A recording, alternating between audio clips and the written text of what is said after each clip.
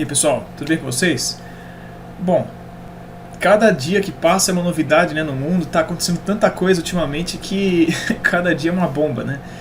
E um dos assuntos que mais tem sido falado nesses últimos dias é com relação à guerra da Ucrânia ainda, né, para variar, mas com essa questão do Trump, né, a abordagem que ele está tendo, que não só com a questão da Ucrânia, né, mas com tudo mais, mas também nesse sentido, até o nosso último vídeo foi falando sobre isso. E curiosamente, no mesmo dia que saiu o vídeo, teve uma bomba, meu, é até constrangedor de ver aquela reunião do Trump com os Zelensky na Casa Branca, né? Foi uma coisa assim absurda em diversos aspectos. E isso teve um impacto muito grande até no pessoal lá da Europa, né? O pessoal ficou primeiro em choque e em negação, né? Então o pessoal está trabalhando bem no sentido oposto do que está sendo feito pelos Estados Unidos agora. E é sobre isso que eu quero falar com vocês hoje, né? Porque a gente está vendo um monte de coisa sendo trabalhada, sendo dita, né, acontecendo, que deixa a gente pensando, né, qual vai ser o futuro da Europa. E eu já falei sobre isso com vocês há bastante tempo, né, o que eu venho falando sobre isso, em diversos aspectos diferentes, né, mas hoje é mais um ponto que eu quero trabalhar com vocês sobre isso, porque a gente tem muitos outros pontos agora, né, que são muito importantes para a gente ter em mente, né, para pensar até o que vai ser esse futuro aí, né? E a partir disso a gente pensar outras coisas para nossa vida até aí, para a gente aqui no Brasil, os impactos e tudo mais, né? Mas essa parte eu deixo com vocês. Então vamos lá para o vídeo de hoje. Para começar aqui, eu vou falar direto por esse ponto até que eu comentei da questão do Trump e tal, da reunião até tudo mais, que tem algumas análises que estão sendo feitas que são muito interessantes, que até eu vou falar uma coisa aqui, talvez pareça contradizer algumas coisas, mas na verdade é aquilo que eu falo para vocês desde sempre, né? Os Estados Unidos é liderado por uma elite só. De vez em quando eles usam os democratas, de vez em quando eles usam os republicanos no governo, né? Fora, em outros aspectos, eles usam outros braços, vamos dizer assim. E o pessoal não entende isso, porque o pessoal fica muito focado no que está no holofote. Mas como eu falo sempre aqui no canal, o holofote é só para chamar a atenção, enquanto as coisas de verdade são feitas nos bastidores, né? Debaixo dos panos. Por que eu estou falando isso? Porque, seguindo aqui, especialmente nesses quesitos estatais, não importa o governo que está lá, tem uma continuidade do trabalho, né? O Deep State é um só, né? Ou o Establishment é um só. Então, as agências continuam suas ações, seus planejamentos, né? A fazer tudo como eles já estavam fazendo antes, porque tem uma ideia lá no final, né? E isso acaba vindo, na verdade, desse pessoal para os governos, e não o contrário, como geralmente se pensa que seria, né? Que se pensa que o governo dá o direcionamento para que as agências atuam, né? Na verdade, muitas vezes é o contrário. E existe uma possibilidade muito grande de estar acontecendo uma coisa dessas agora. Porque, na verdade, se a gente vê uma coisa no mais alto nível e no longo prazo, pensa aqui comigo. Os Estados Unidos vêm trabalhando para criar esse problema na Ucrânia já desde a década de 50, como eu já falei para vocês em vídeo, que a gente tem até informações, já saiu os documentos sobre isso, né? Desde os anos 50 ali tem planos, né? Tem operações da CIA para causar um problema. Mas vamos trazer para a época ali do Euromaidan, 2013, 2014, né? Desde aquele momento, os Estados Unidos já vinha fomentando para criar um conflito ali. Porque ele sabia mais ou menos que não ia ser muito diferente do que está rolando agora, né? Não literalmente da forma que está sendo agora, mas que ia ser algo desse sentido, né? Então que a OTAN provavelmente ia continuar apoiando, ia fazer um conflito, não necessariamente uma guerra perpétua, que eu esqueci, acho que é assim que se fala, né? Guerra eterna, que é guerra que não para, que nem a guerra do Afeganistão, né? Ficar 20 anos lá na guerra sem mudar nada, né? Eles pensavam que ia ser alguma coisa mais ou menos nesse sentido. E aí que tá. Fomentaram acontecer esse conflito. Aí chegou o pessoal, né, na época da gestão do Biden, fizeram acontecer de verdade, né? E aí você pensa, aquilo que eu já falei, o quanto que eles já não ganharam em cima disso. Ganharam muita grana. vendendo armas para lá, com o Nord Stream, que foi causado por eles, como a gente já falou, né? E que curiosamente os europeus não falaram nada, né? Eles venderam muito gás para a Europa, gás muito mais caro, né? E assim também acaba deixando a Europa ainda mais dependente dos Estados Unidos, né? Fora, isso é o que eu estou resumindo muito, né? Fora muitas outras coisas. De qualquer forma, os Estados Unidos lucrou muito economicamente, politicamente e diplomaticamente com isso. Agora muda a gestão, e agora que ele está começando a apertar algumas coisas, né? Porque apesar desses custos, tá vindo muito, desses ganhos, estão vindo muitos custos também para os Estados Unidos e para a OTAN como um todo. Agora chega uma outra gestão e fala, não, agora é hora de tirar o pé. No holofote, como eu falei, né? Fica muito aquela coisa, não, ele é o defensor da paz, ele quer paz. Ou então fala, não, eles só querem tirar o corpo fora. Mas, olha aqui comigo agora. Eles querem sair e querem cobrar o pagamento da Ucrânia. E não só da Ucrânia, né? Mas os europeus que também compraram coisas para a Ucrânia, né? E aí, nessa, você está falando, não, vocês pagam lá com os materiais, a matéria-prima, né? Especialmente minérios e tal. Beleza. Só que nessa saída, eles ganharam na ida e na volta. Então, você pode ver, não sei se ficou claro aqui o que eu queria dizer, mas eles articularam toda uma jogada para, o caso de uma guerra, lucrar com a venda da guerra, lucrar com a inviabilização, né, de negócios por conta da guerra, e aí eles entrarem no lugar, e agora eles vão lucrar mais uma vez com as dívidas, e com tudo ali, até questão de reconstrução depois, mais provavelmente eles vão querer se enfiar. Então, isso aqui já é uma coisa que fica muito interessante de a gente notar, porque isso aqui é tudo às custas da Europa. Os Estados Unidos está fazendo tudo isso se lixando para a Europa, na verdade ganhando, lucrando em cima da Europa, e a Europa está indo cada vez mais para o buraco. Eu não preciso falar aqui da situação da Europa, da Alemanha e outros lugares. A Inglaterra está horrível também e pouca gente fala. Tem muitos lugares que estão muito ruins, né? A Europa como um todo, na verdade, está indo mal, mas tem isso aí. Então, isso aqui já é um ponto muito forte para a gente tomar de partida pro ponto daqui do vídeo, né? Qual que é o futuro da Europa, tá?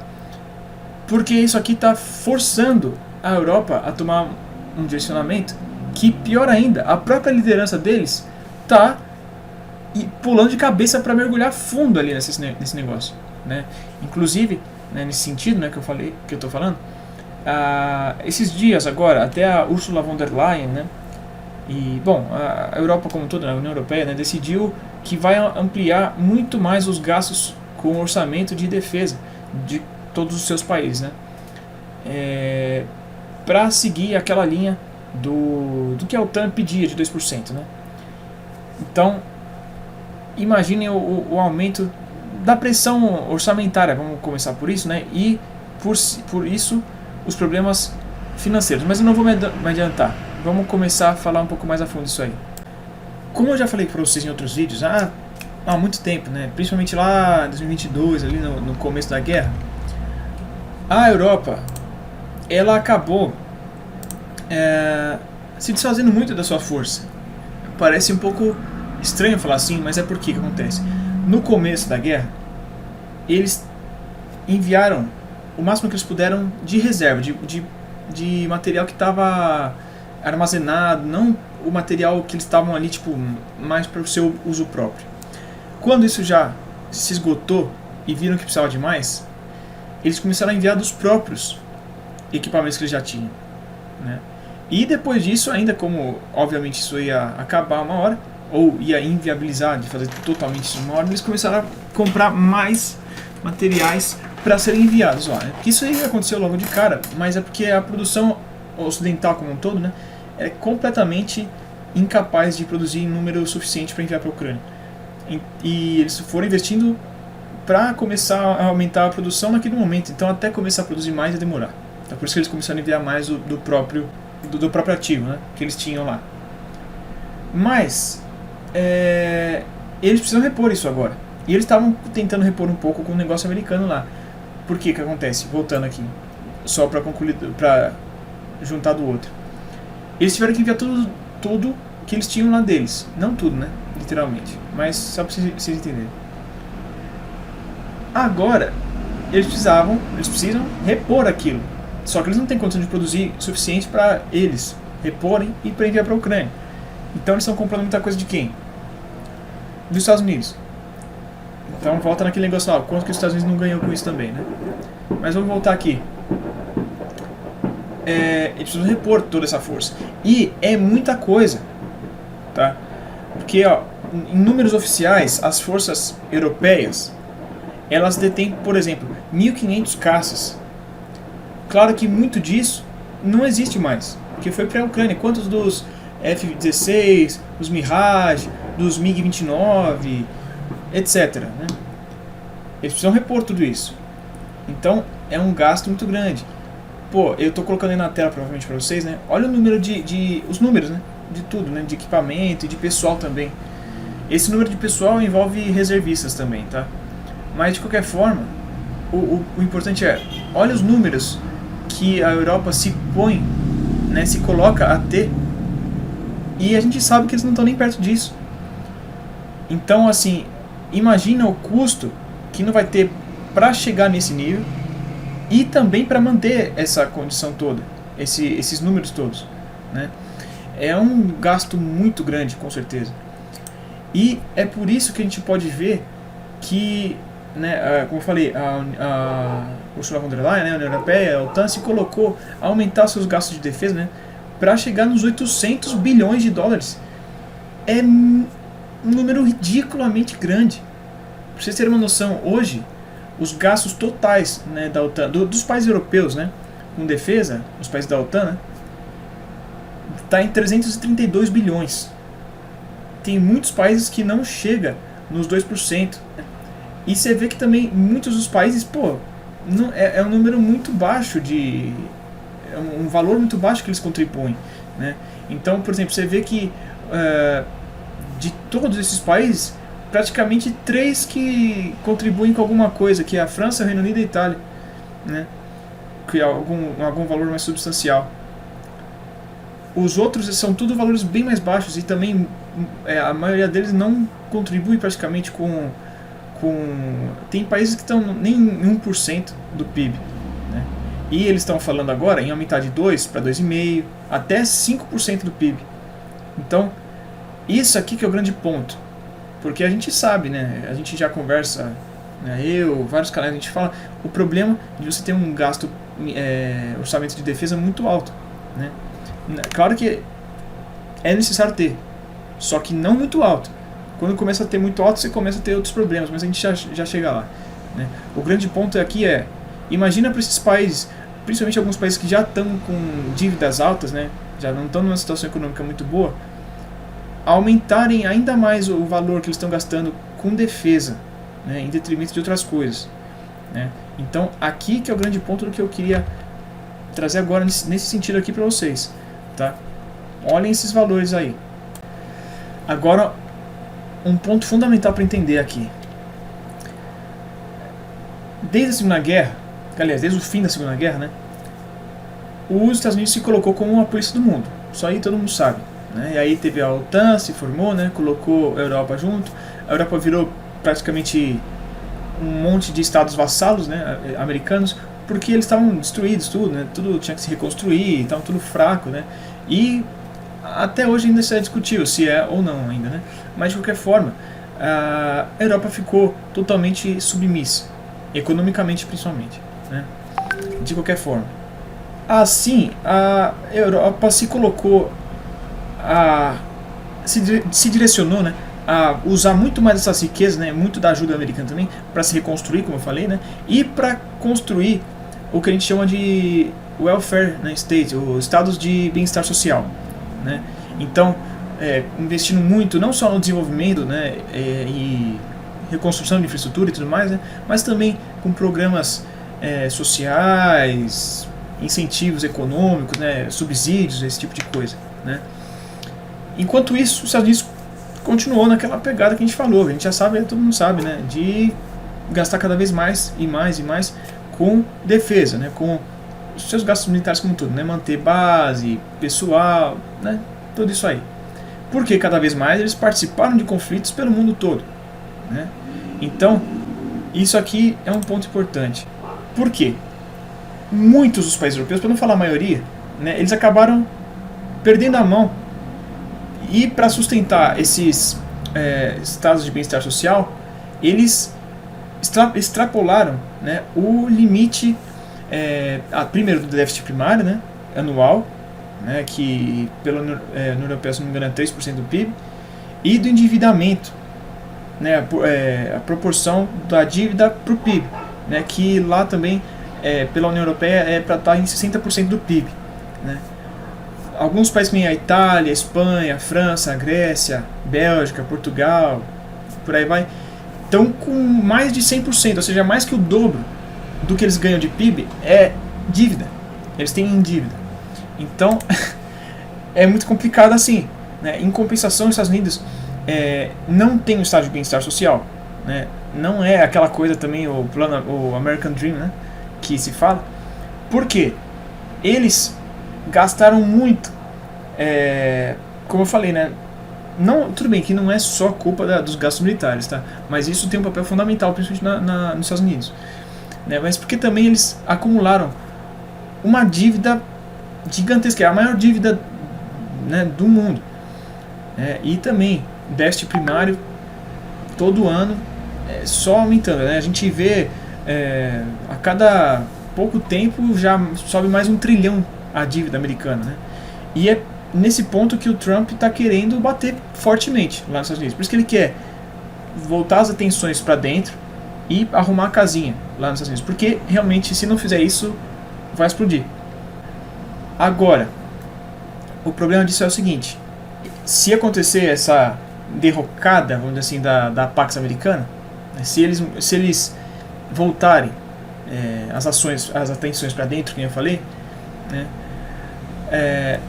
claro que da parte dos Estados Unidos eles vão ter que usar uma boa parte dessa grana para resolver esses problemas financeiros, né, fiscal, bom, econômico como um todo, né. Isso também vai forçar a Europa a ter que aumentar pra caramba os gastos com defesa. Porque enquanto eles estavam tudo à mercê dos Estados Unidos, os Estados Unidos teve que segurar a barra e pagar todo, né, custear todo esse aparato da OTAN. Agora que os Estados Unidos está se lixando, né, vamos dizer assim, está querendo cair fora e segurar a mão, a Europa vai ter que cobrir. E aí, que está o ponto que eu falei agora há pouco. Vão ter que aumentar muito as despesas militares e com defesa, tá, né, para reconstruir. Bom, tudo isso que você já sabe. Né? Só que a Europa já está endividada pra caramba, deficitária, e com esse estado de bem-estar social já extremamente inchado, já está extrapolado também, já está ridículo. Então, isso não tem como ser desmantelado de uma hora para outra. Eles vão continuar dessa forma, só que sem dinheiro e precisando gastar mais. Fica uma situação muito complicada para a Europa, porque dessa forma, precisando aumentar os gastos públicos, né, só que sem ter dinheiro, vai aumentar muito mais a dívida, né, vai forçar alguns falam uma era de alta inflação e de altos juros, por consequência também. Né. Então, isso aí vai acabar com a situação que a gente conhecia da Europa. Porque aquela Europa rica, que o pessoal vive bem e etc., já era, não vai ter como se sustentar, porque já não está dando mais. Se você vê, procura na internet qualquer pessoa falando, especialmente se for público normal, falando sobre gasto de energia, custos de alimento, a própria encontrar os alimentos, esqueci a oferta de alimentos está muito baixa, tudo está ficando infernal lá. O custo, bom, não é à toa que a gente viu várias empresas fechando, né? Até a Volkswagen está fechando a indústria lá, estão indo para outros cantos também, várias outras, né? Porque não está dando mais para ficar na Europa. A Europa está indo para o saco por conta disso tudo, e muito por culpa das lideranças. O pessoal lá não posso falar o que eu falei, né? O pessoal é imbecil, o pessoal não olha as consequências, o pessoal é muito idealista e ideológico também. Então eles estão seguindo ainda o que eles queriam que fosse e não estão vendo a realidade se mostrando na cara deles. Então eles estão levando a Europa pro buraco. É lamentável ver por eles, né? Até porque assim, no mundo ideal seria muito bom se todo mundo se ajudasse, se todo mundo fosse bacana e todo mundo vivesse bem. todos os países se ajudassem, todos os povos se ajudassem, né, tal, seria maravilhoso. Só que não é assim que funciona, né? Então eu não lamento muito por eles não, porque eles ferram com a gente aqui. Mas se fosse nesse mundo ideal, é lamentável por eles, né? Ver essa situação, porque as lideranças europeias estão levando a Europa como um todo para o buraco. É muito provável que a gente veja uma Europa enfrentando muitos problemas nesse futuro aí. Então, é meio complicado falar assim, mas até assim, olhando bastante historicamente, vocês sabem, né? O pessoal que acompanha o canal sabe que eu gosto muito de pegar exemplos históricos, porque a gente acaba vendo que as coisas vão se repetindo, né? Mas, se a gente vê, a Europa ela sempre ficou num estado parecido de guerras, de pobreza, de crises econômicas, como fala, epidemias e tudo mais. E, infelizmente, me parece que vai voltar a ser isso, né? Me parece que a gente vai ver um momento ali de guerra dos 30 anos, né? Guerra ali, várias guerrinhas pontuais que acabam meio que virando isso. Não estou falando que isso vai acontecer, mas é que o que aconteceu ali foi isso, acabou trazendo uma crise ferrada, epidemia também, doenças, porque até pela situação como um todo está degradada, né? Até a parte sanitária vai pro buraco, né? E aí a gente vê, nessa Europa atual, você vê quantos imigrantes que chegam lá de todos os cantos do mundo, tem muitos que são pobres, a situação da cidade está se degradando também, até por conta disso, porque também, bom, é aquelas coisas, vai acontecendo o que aqui no Brasil a gente chama de favelização, né? Vai tendo isso lá também, né? Está cheio de cortiço, por exemplo, se você pega na França, está cheio de cortiço, tem bairros que estão virando guetos mesmo de imigrantes, que não que tenha problema ser imigrante, mas é porque como não tem espaço, não tem uma estrutura para agregar tanta gente, e até de uma vez só, né, vai virando um problema. Então isso está muito grave na Europa, contudo na Alemanha também, isso é muito forte, na Itália é diferente, mas também tem problemas. Então assim, são muitos problemas juntos, é a tempestade perfeita que se fala, né? Então assim, a Europa não tem muito o que fazer agora não. E é com isso que a gente vê, que não sou eu que estou vendo, que estou falando. E eles lá estão vendo e sentindo na pele isso todo dia. E é por isso que a gente vê outras coisas acontecendo, que nem, por exemplo, a ascensão tão forte de muitos grupos. O pessoal fala, né, de extrema-direita e tal. Não é questão de ser extrema-direita ou não, até porque pode ser esquerda também. Isso aí é relevante. O ponto são pessoal mais anti-hegemônico que está entrando, ou que está tentando entrar, né? E o pessoal, o povo, está cada vez mais dando razão para eles, porque o pessoal viu que esse pessoal, né, que a gente fala, o beautiful people, tá levando pro buraco, porque eles são idealistas, não são realistas, nem pragmáticos. Então, isso a gente vê, por exemplo, na Alemanha agora, que teve a eleição há pouco tempo lá, a AfD, né, o movimento pela Alemanha, esqueci agora, eles subiram muito. Por quê? Porque eles estão se colocando de uma forma mais nacionalista, né, ante todas essas agendas mais europeias, né, pan-europeias, mais atlanticistas, né? E o povo tá vendo que esse pessoal atlanticista tá fazendo besteira, tá fazendo merda. Então eles estão tentando, né, achar uma alternativa pelo outro pessoal, né? Então a gente vê que isso vai repetir pela Europa como um todo. Já está acontecendo com a AfD da Alemanha, e tem outros também, né? Tá tendo com o pessoal lá da Marine Le Pen, lá na França, acho que é Vox na Espanha. Em todos os países está tendo isso aí, né? Na Itália mesmo, a Giorgia Meloni, ela foi eleita, né, em cima dessa pauta também. Acabou que ela não se mostrou sendo isso, mas ela se foi eleita nessa base aí. Então a gente vê que é muito disso, porque o pessoal já está olhando, pô, esse pessoal atlanticista é muito babaca, pô, é só olhar. Na Alemanha, vamos lá, sendo mais pragmático, mais pé no chão. Na Alemanha, eles tinham 12, se não me engano, usinas nucleares, que produziam bastante energia, e consumiam um pouquinho só de gás russo, né, algumas outras coisas para complementar. Aí o governo atlanticista era composto por uma coalizão que tinha uma grande participação dos verdes. Esse pessoal fez desmantelar todas as usinas nucleares da Alemanha e depender totalmente do gás russo, praticamente. E o resto é usina termoelétrica, com queima de carvão. É óbvio que polui muito mais, é muito menos eficiente, é mais caro e gera menos eletricidade. Então, olha que horrível. Todo alemão fala, pô, mas como que piorou a situação agora com esses caras? Isso porque são os verdes, né? Ah, a gente ficou totalmente dependente dos russos. Não, não é bem assim, não era antes. E não era pra ser assim. Só que esses caras fizeram essas merdas, né? Então, é só pensar também, esse pessoal entrou e olha as bosta que fizeram. Agora a gente tá numa guerra lá, estamos se ferrando, estamos ficando sem eletricidade, estamos sem gás, literalmente, para se esquentar no inverno. Nossas indústrias estão fechando, eu vou ficar desempregado aqui, não estou conseguindo nem pagar o meu aluguel de casa, não estou nem conseguindo comprar comida também. Então, pô, olha tudo que virou a Europa por culpa desses caras. Então o pessoal vai falar, não quero mais esses caras, eu quero o outro. Claro que isso tem um lado bom e um lado ruim. O lado bom é que numa dessas, geralmente, por um lado, você vai tirar esse pessoal atlanticista, que são um câncer no mundo, e também você pode colocar no lugar um pessoal mais nacionalista, um pessoal mais realmente preocupado com os interesses nacionais ali, né? Que geralmente tendem a ser um pessoal mais interessante. Só que, por outro lado, é nessas aí também que o pessoal acaba indo pro radical. Pode ser radical de qualquer vertente diferente, né?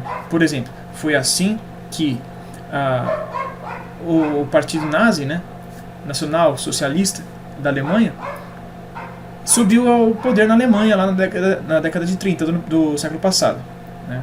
Foi assim também que, com esse sentimento, que o povo russo se rebelou em 17 e aí virou a União Soviética, né? Claro, também foi nessa pegada que a monarquia francesa foi deposta e surgiu, né, a República Francesa, que depois veio, primeiro teve aquele período do terror, né, com o pessoal lá que era radical, né, e depois isso também abriu espaço para o Napoleão. Então, é bom, mas tem todo esse risco de virar essas coisas todas aí, né? Todas essas coisas vêm pro quebra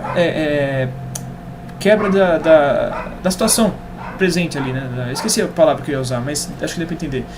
Quando a situação está de uma forma que não dá mais, pode vir esse caos aí, né? Então, esse que é o problema, porque se tivesse uma liderança como um todo, né, mais pragmática, que fizesse a coisa acontecer, podia ficar de uma forma mais adequada. Só que eles estão se esforçando tanto para mergulhar mais fundo ainda no mar de bosta que eles estão fazendo, que não vai ter uma saída tranquila disso. Vai ser pior se continuar dessa forma, né? E aí que é um perigo maior ainda. Porque na Europa, se a gente olhar historicamente de novo, eles não são amigos. Muitos daqueles povos ali são inimigos históricos, né? Que, claro, que isso já deve ter dado uma grande atenuada, mas tem muita coisa que não foi resolvida.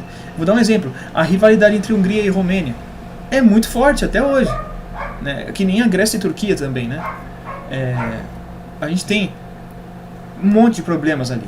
Só diminuiu um pouco entre a França e a Alemanha porque eles construíram muitas coisas para mitigar esse problema desde o fim da Segunda Guerra, né? E a Inglaterra e a França também um pouco de antes disso, claro, né? Foram aliados durante as duas guerras, mas ainda a rivalidade é muito forte, coisa que pouca gente sabe ou percebe, mas eles ainda são bastante rivais, né? Então o que acontece? Não tendo mais o guarda-chuva da OTAN, se ela se desfazer por conta de tudo isso,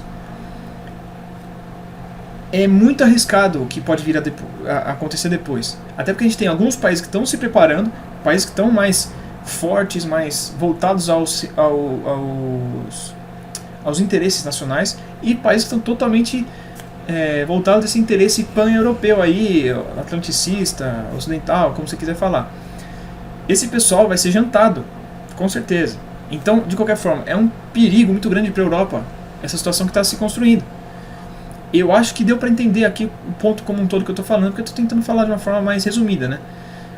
Então, talvez eu tenha pulado alguma coisa que seja importante para entender. Mas se faltou, se vocês acharam que não deu para entender tudo, fala aqui nos comentários que eu explico melhor. Se precisar, faço até mais um vídeo, tá?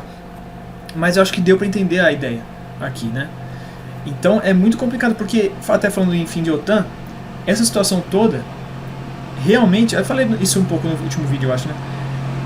Tá se desenhando, é muito complicado, realmente pode estar levando ao fim da OTAN. Se um monte de coisa que eles estão tentando fazer não tá dando certo, os caras estão saindo, e outra, tem uma coisa que eu deixei de falar, os Estados Unidos é responsável por tipo 70% de bancar a OTAN, de tudo, e da ajuda para a Ucrânia também. Se eles querem fora, o que vai acontecer? Não vai ter força nenhuma. O que vai ser a OTAN?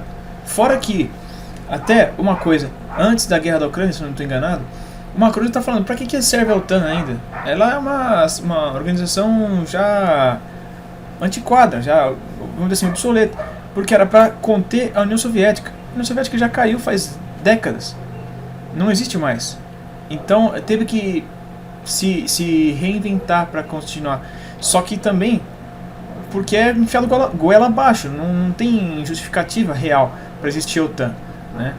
Então, com isso tudo, né, juntando o que eu falei no último vídeo, pô, é muito provável que a OTAN, no mínimo, saia extremamente enfraquecida, seja, vire uma organização assim, fantasma, praticamente, né, no futuro próximo aí, se ela continuar existindo, né, porque realmente começa a ser questionada cada vez mais.